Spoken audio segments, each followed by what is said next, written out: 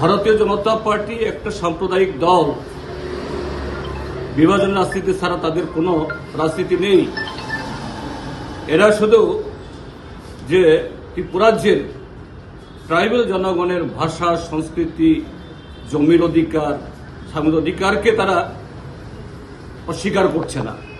এখন ভারতবর্ষের অন্যতম যে অগ্রসরতম জাতিদের মধ্যে অন্যতম বাংলা ভাষাভাষী, যে ভাষায় আমাদের জাতীয় সঙ্গীত আমরা গাই 144 কোটি মানুষ,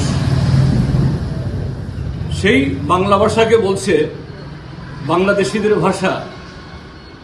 তাদের আইটি সেলের প্রধান অমিত মালবিয়া বলছে বেঙ্গলি ল্যাঙ্গুয়েজ নামে কোনো ল্যাঙ্গুয়েজই নেই। তো সেই আরএসএস বিজেপি তার সাথে সখ্যতা করতে গেছেন আমাদের ত্রিপুরাজের ত্রিপুরা মথা। তার মানেটা কি? এখানে ত্রিপুরাজ্যের এই এডিসি বা ট্রাইবেল নন ট্রাইবেল কোনো অংশে জনগণের কোনো কল্যাণ বিজেপি করতে পারে না।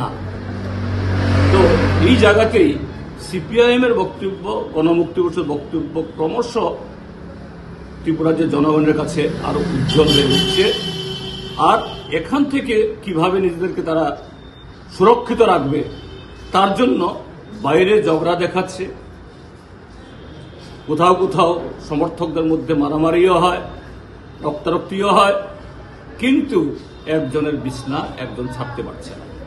এটাই হলো যে সিপিএমকে ভয়। অর্থাৎ সিপিআইএম ক্রমশ আজকে সারা ত্রিপুরাজ্যের মধ্যে সাময়িকের জন্য আমরা বিচ্ছিন্ন হয়ে গেছিলাম, মানুষ ভুল বুঝেছিল, এখন ফিরে আসছি আমরা।